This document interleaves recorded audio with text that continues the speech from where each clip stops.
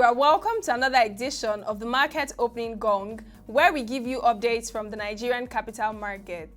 This edition captures the market performance for Friday, February 28, 2020. From the Nigerian Stock Exchange, the all-share index closed at 26,216.46 basis points with a market capitalization of 13.657 trillion naira, meaning it depreciated by 2.21%. The equities market completed its bearish run for last week as investors lost 610.64 billion naira, even as the NSE-ASI dipped by minus 4.28%.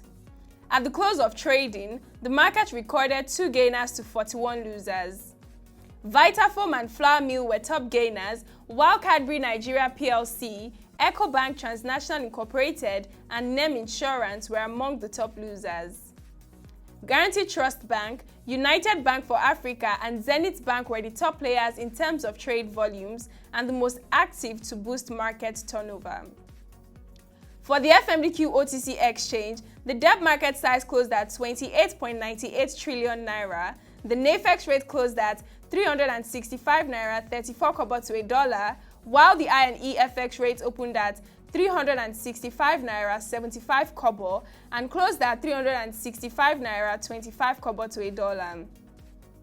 Looking at the NASD OTC market, the NSI closed at 700.39 basis points with a market capitalization of 503.55 billion naira.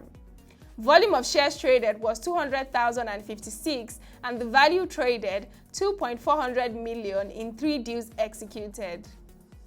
You can also check for global, commodity, currency and other indices on the economic dashboard showing on the screen.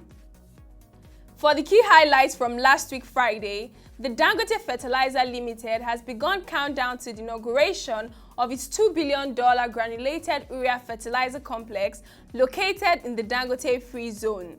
With a capacity of 3 million tons per annum, the plant has been classified as the biggest project in the entire fertilizer industry history in the world. At this time, several critical sections of the plant are going through various stages of pre-commissioning and test run.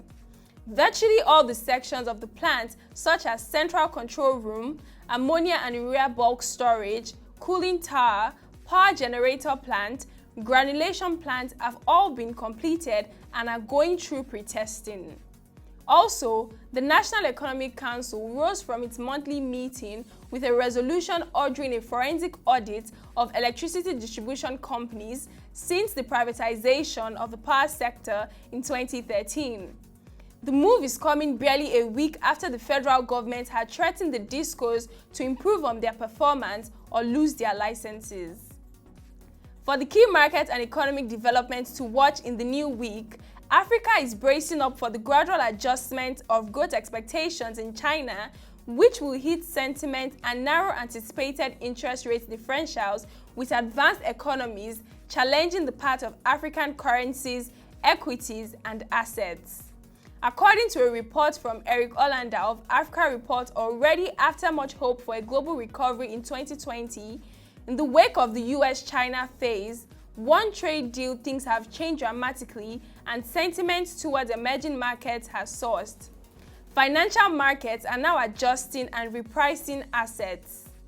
Even before survey data and macro data can confirm the hits to the global manufacturing recovery, central banks in key emerging markets, Brazil, Russia, India, Mexico have started easing interest rates. Central banks in Africa like Namibia, Botswana, and South Africa have also acknowledged the COVID-19 headwinds. Much like in 2015, African countries are likely to see downward revisions in the coming weeks as expectations around China are downgraded. Since the outbreak of the coronavirus in China, about 50 countries in the globe now have cases of the rising pandemic, which is threatening global tourism, sports, travels, business meetings, infrastructural projects, and the mobile technology industries.